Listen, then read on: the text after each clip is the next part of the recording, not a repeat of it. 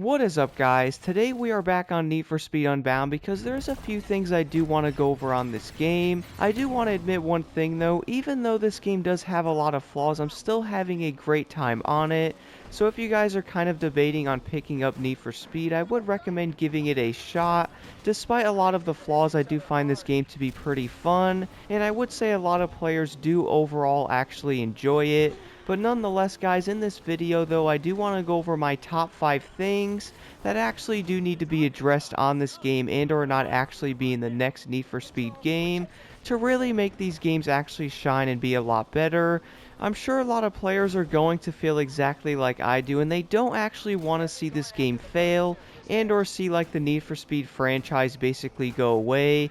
To be honest, guys, I would say Unbound is going to be a very fun game, even though this game is going to have a lot of things in it that really make you scratch your head. In this video, I will be going over 5 of those things I do think need to be addressed to make this game a better overall experience, but also maybe dodge this stuff in the future Need for Speed game.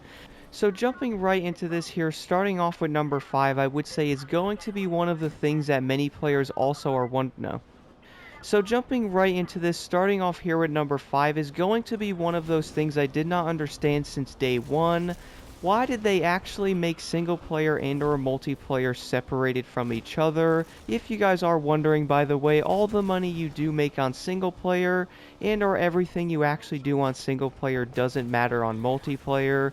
Now this design can actually work depending on how you actually have the multiplayer and or single player set up. So similar to the old games like Need for Speed Payback and or Need for Speed Heat, your money is going to carry over to multiplayer on those, so it's honestly not going to be a big deal if you did want to drive some cars and or buy different vehicles and then go drive around and mess around with your friends. But in this case though, you will have to jump onto multiplayer and or do all those playlists, which apparently the payout on a lot of this, guys, is not going to be all that great either. So there's obviously going to be challenges and stuff which apparently do help you get cars. What's kind of funny, guys, I have not played multiplayer once on Need for Speed Unbound. I personally did not really see a point of actually jumping onto it. Now, if you are asking, what are some ways we can actually fix the multiplayer and or single player being separate on Unbound? I would say, guys, one of the biggest things they can actually do is to add like an AI playlist to multiplayer. That way, if you don't actually feel like racing against players, you can then race against AI, and that way you can actually earn some money in that aspect, which I do think would be needed. I really do think having them separated like this is probably kind of annoying to many players. Now, one thing I do have to admit, I would say I know why they most likely did this. The reason why, guys, is the fact that with multiplayer and or single player being separate, it's going to be a lot easier for them to actually update multiplayer and leave single player behind, which is obviously going to be a trend with a lot of games nowadays, because single players are going to be a lot of fun, but in the end of the day though, multiplayer is going to be the one thing that's probably going to bring money in the future, and I would say they're probably going to focus on that. So with multiplayer being completely separate in Need for Speed, it's most likely going to make it a lot easier to update this in the long run. But moving over to number 4 is going to be the police. So I would say one of the biggest things about this, guys, and or the biggest issue, I was honestly seeing this being talked about by a lot of players before as well. One thing I personally found kind of frustrating is the fact that after jumping onto this game 5 months into the release, I did not see any differences with the police on single player at all. So if you guys are on level 5 Heat, you're probably going to notice cops being legitimately everywhere. I was trying to travel to a different race, and my goodness, I probably found like 20 cops on the way there. There's not only going to be helicopters everywhere, but that one like undercover Camaro is basically all over the place as well. Then you're going to find the Ford Raptors, which by the way are going to be insanely fast. I'll talk about that here in a second.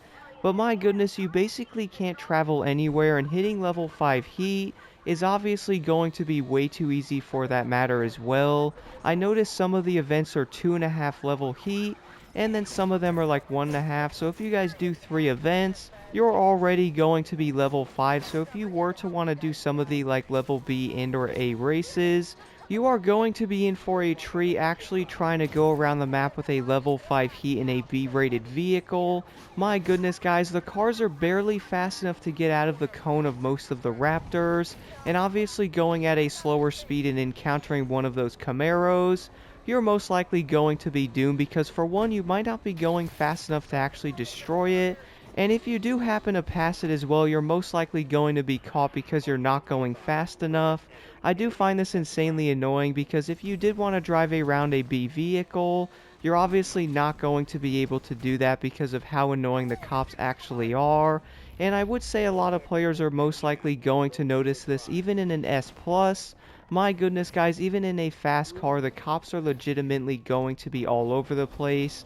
I would say one way they could probably fix this is actually tone down the police a little bit.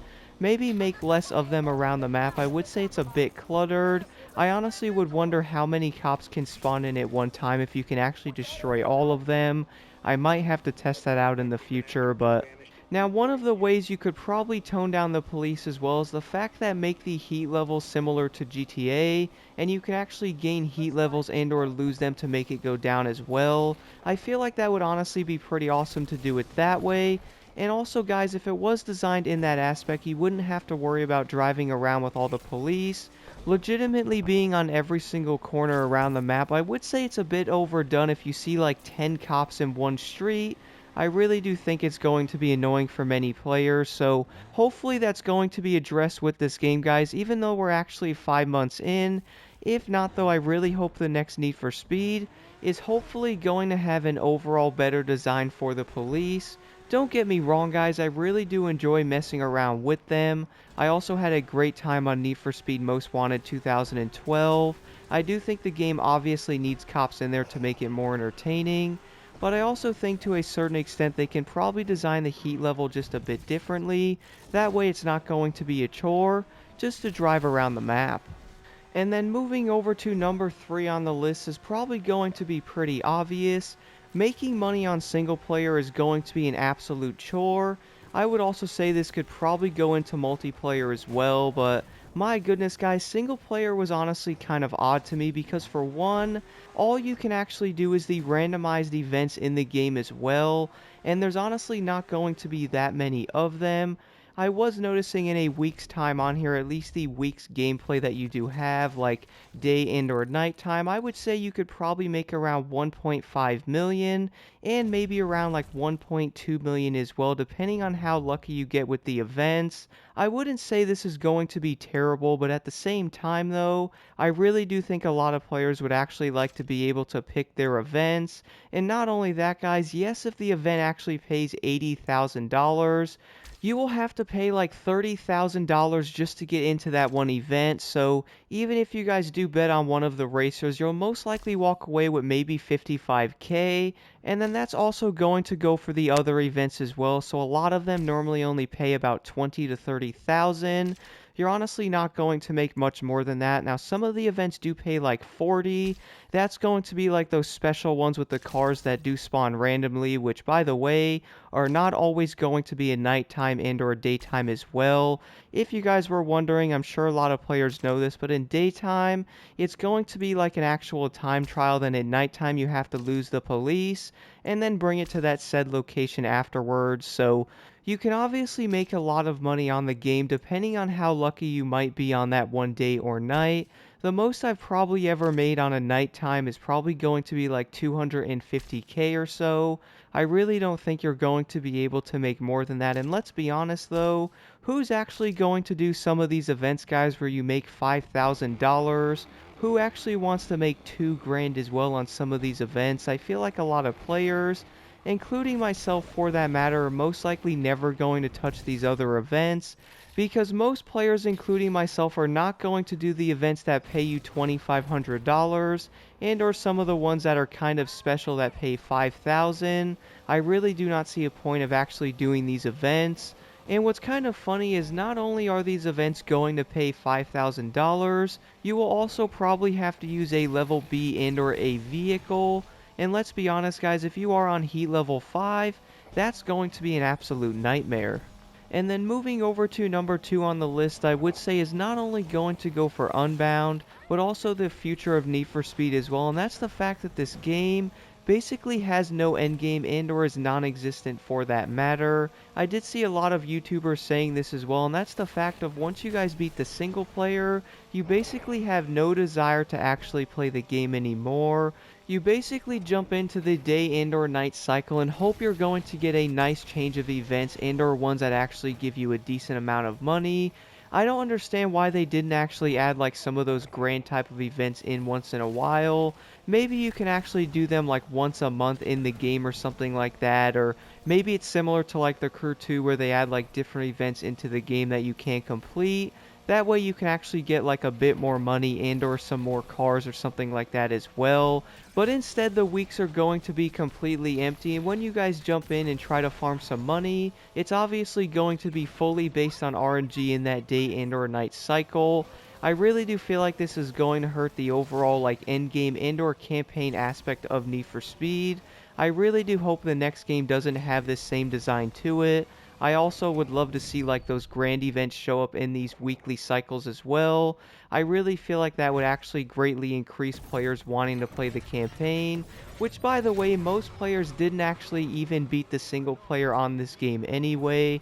Even to this day, only around 21% of the player base actually completed the campaign on Need for Speed Unbound, which is going to be the grand and or the last like big event in the game there. I would say after a lot of players, if they actually even beat the game for that matter, most likely completed the grand and then went, well, what do I actually do now? So let's go jump onto multiplayer, and well, it actually turns out you have to start farming all again. So I really do think the overall design flaws with this probably hurt it tremendously, and I really do hope the next Need for Speed game doesn't have this with it either.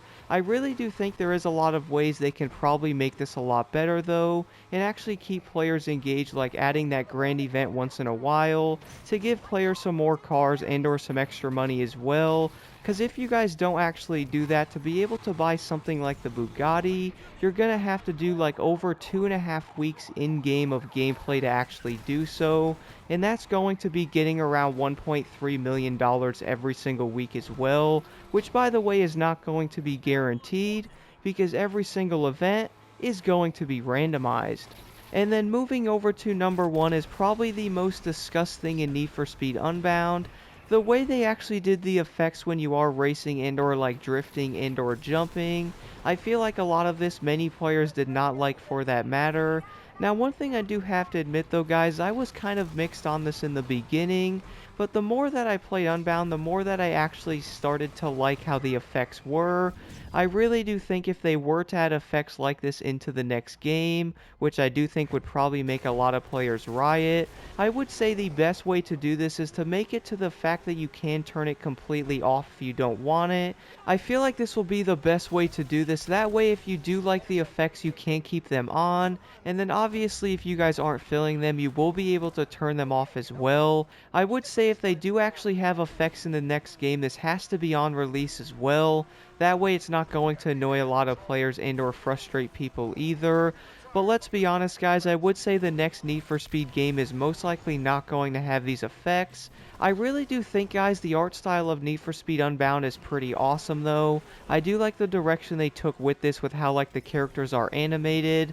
I do understand how they probably wanted to do something different to like mix up the whole genre, and to really try to do something different compared to something like The Crew and or even Forza Horizon as well. They wanted to put like their own twist on it, which I do think a lot of players most likely like the art style with Need for Speed Unbound, even though there's going to be some things in there they most likely are not a fan of. Overall guys, I would say this game does have a lot of positives and or negatives to it. I do want to know what you guys think in the comments below. What are some things you would change with Need for Speed Unbound, and or some things you would probably not want to see in the next Need for Speed game? I feel like there is going to be a pretty big list there, but also filled with negatives and or positives.